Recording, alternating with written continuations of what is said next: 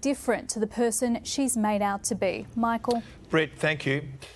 The Premier is tonight being accused of abandoning the bush with a planned overhaul of the voting system for WA's upper house.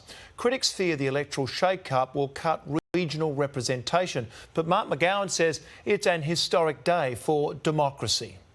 Just 98 votes handed Daylight Saving Party leader Wilson Tucker a seat in Parliament. There's gaming and rorting of the system going on in Western Australia that needs to be fixed. Mark McGowan's fix is a complete overhaul of how our politicians are elected in the upper house.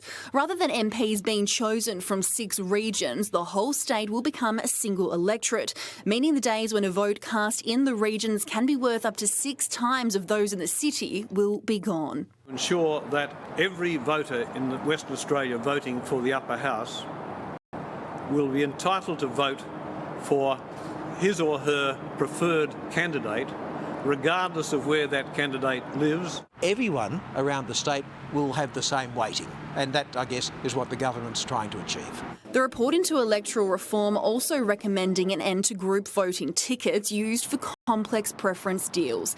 And the upper house will get an extra MP, taking the number to 37 in a bid to eliminate future voting deadlocks. It could be the death knell of single-issue parties in WA. This has been a lifelong dream of Labor, hasn't it? Only for 120 years. But the McGowan government is being accused of betraying the bush. More than 2 million Western Australians live in the metropolitan area. That means nearly all of our upper house MPs will likely come from Perth. It is an absolute disgrace, an absolute betrayal of regional Western Australia. I think it's a very poor outcome for democracy today in Western Australia. Under the new plan, a candidate would need to get about 2.7% of WA's vote to get in.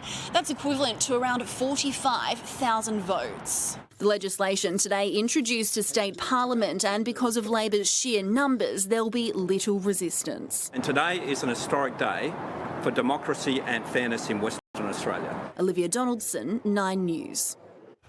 A cyber attack is being reported every